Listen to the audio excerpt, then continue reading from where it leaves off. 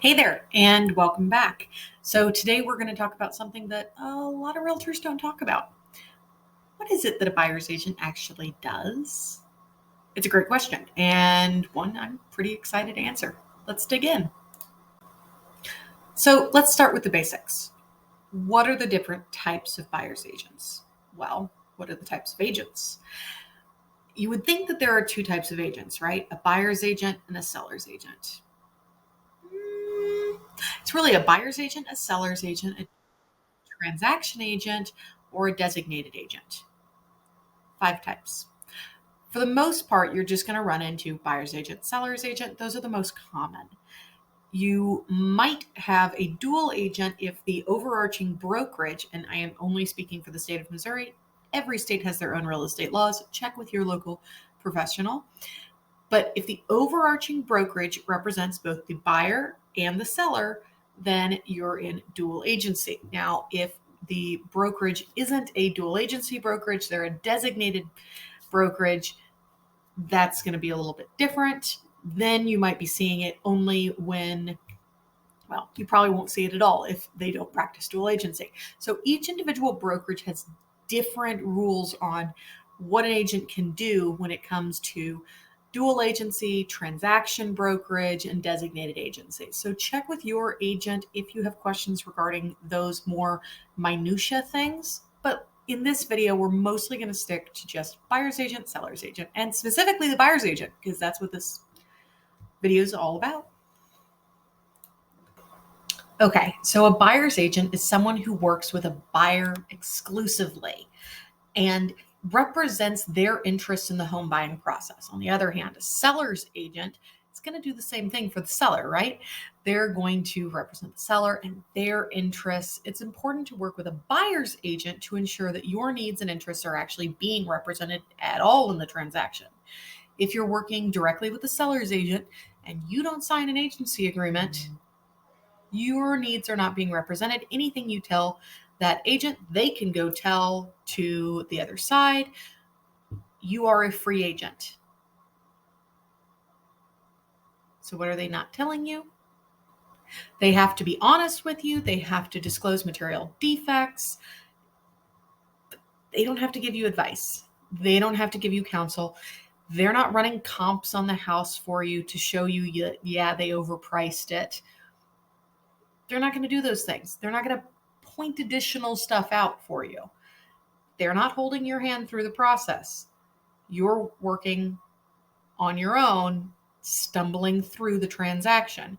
So you should know whether you're actually being represented by the seller's agent as a dual agent and they have equal loyalty to you as their seller client, or if you're being represented by a buyer's agent and your needs are being put first. So that's a little bit about that. So the next thing I want to talk about is realtor versus real estate agent. What are they? Why are there two different terms? You might have heard these terms used interchangeably, but there was actually a big difference. A realtor, and that's in all capital R's and has a little trademark symbol behind it, is a licensed real estate agent who's a member of the National Association of Realtors and adheres to a strict code of ethics. You might want to go on the National Association of Realtors NAR website and look at what that code of ethics is. Is that the kind of agent you want? Probably. Now, let's talk about the difference between a real estate agent and a broker. A real estate agent is someone who passes the required state licensing exam, while a broker is someone who has completed additional education in our state a couple additional years. I think that's still true. It was when I got my broker's license. You had to have been an agent for like a few years in addition. And then I always want to check these things because it's always like, oh, well, that's how it was back in the day, but now. So anyways, sometimes it means they've been an agent longer. They've taken additional classes and gotten through a whole nother exam. So just be aware that in some states, there are different little levels that you have to climb where you're a licensee versus a realtor because you've joined the National Association of Realtors. And then a couple years later, you go get more education, get your broker's license, that sort of thing. So a broker can work independently as well. They don't have to be part of an overarching brokerage. They can just be their own free agent. We choose to be part of Remax Boone Realty, but we also own Remax Rental Resources. That's why you see two little logos there. Pretty cool stuff. So that's a little bit about that. And I'll see you on the next slide. All right, so I've prattled on for 5 minutes and I still haven't gotten to the crux of the issue. What is it that a real estate agent actually does for a buyer? Well, first and foremost, we help you set a budget. Find a mortgage lender that fits your needs or advise you on your cash transaction. We can recommend lenders that we trust and have worked with in the past and tell you, what this bank is going to be looking for versus this lender over here, what their different little specialties are. If this lender is better with first-time home buyers and this lender is better with investors and this lender is better with this particular niche loan or particular city program, whatever it is. And there are differences. They can usually all do the same thing, but some of the guys or gals know little areas of the submarkets a little bit better than others. So we can help you understand the different types of loans as well. So your lender can explain all of that to you, but we can help sometimes before you're ready to actually talk to the lender.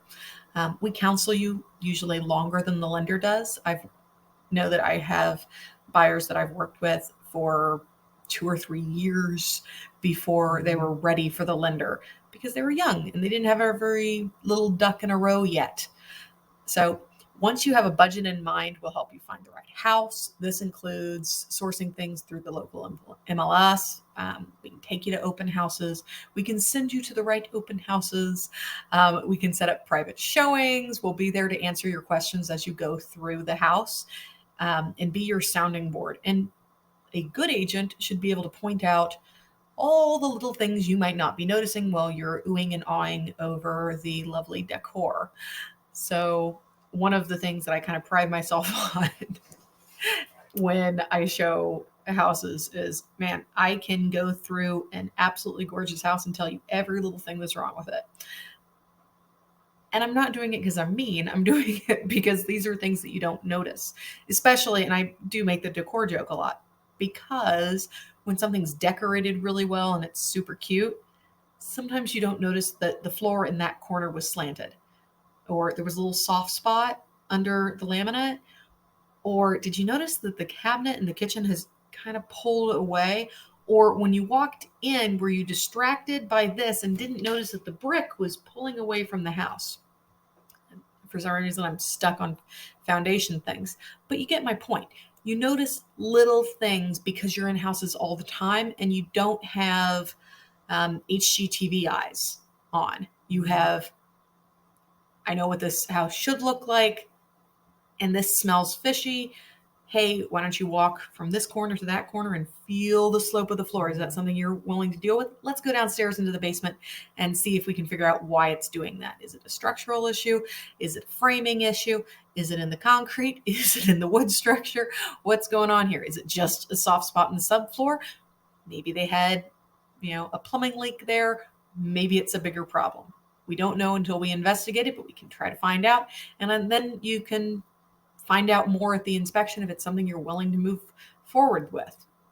And I've digressed. That's why I have notes over here. By the way, when I look over this way, it's because I have notes.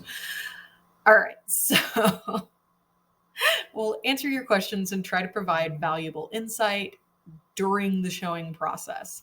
When you found the perfect home, we guide you to make the right offer and negotiate a good price.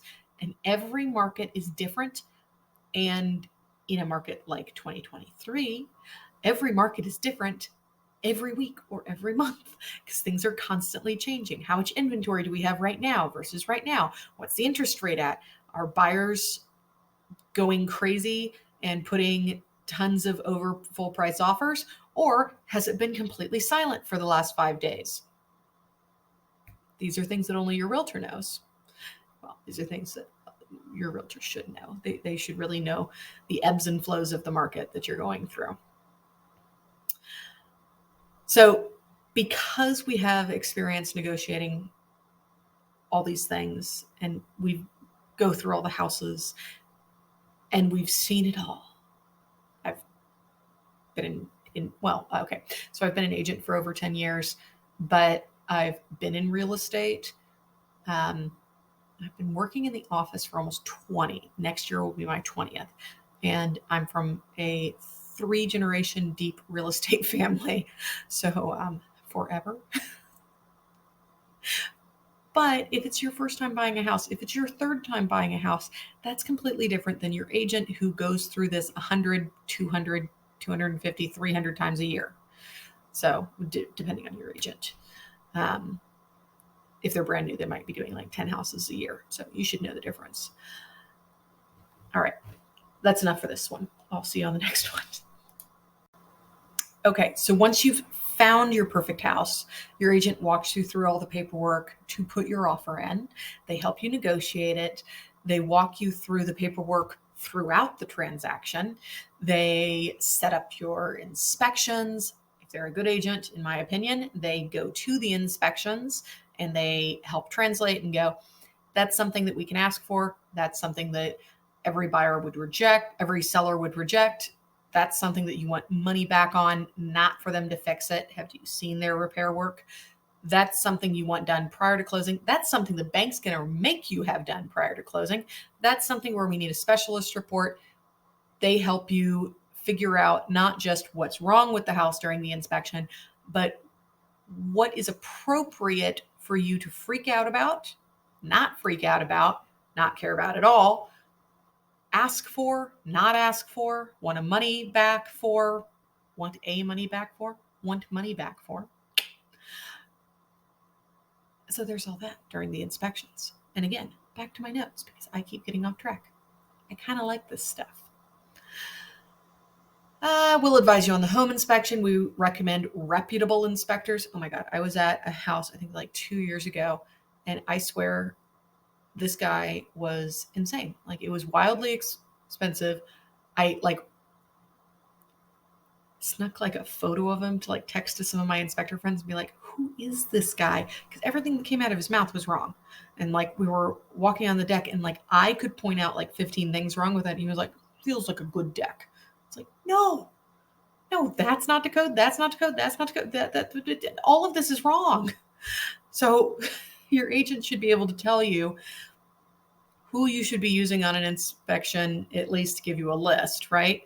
And they should be able to call it out when the inspector, if you choose your own inspector and they're a hack, they should be able to call that out too. Again, digress. This is why you've got notes, girl. Okay. So after you get past inspections, we help walk you through the appraisal process. And depending on your market and depending on the year and depending on your micro market within your market, that's either a cakewalk because you're picking a 3-bedroom, 2-bath, 2-car garage slab in a neighborhood where everything looks exactly like that and was built at the exact same time and 10% of the neighborhood turns over every year. Or it's a historic giant home that doesn't look anything like anything else that's ever sold in that town ever, and there are no comps. So it's either a cakewalk or it's not. And your agent should be able to get you prepared for that and to be able to fight the appraisal if it's something that's fightable, or help walk you through the negotiations after a bad appraisal or whatever it is. And at last, we're here to soothe your nerves and keep you calm during all of this because it can be a lot.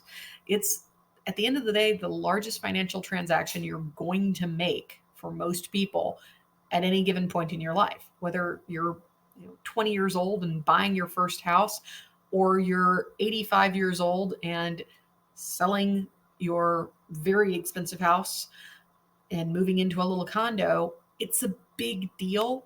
And for most people, it's something they haven't done recently. So sometimes you need a little bit of hand holding and reassurance that it really will be okay. And that, this stuff happens and there's a process and there's a reason there's a process and we can get through this. just have to get to closing. And we have to get to closing in the right way, in a way that protects your interests. So there you have it. That's what a real estate agent does for a buyer. If you're a first-time buyer, if you're a fourth-time buyer, a sixth-time buyer, I hope this video has been informative and helpful. And remember, if you are ready to take the next step in buying a home, be sure to reach out to your preferred local real estate professional. And if you're in Columbia, Missouri, or the surrounding area, I would love it if you gave us a call. Thanks so much. I'm Molly. See you on the next one.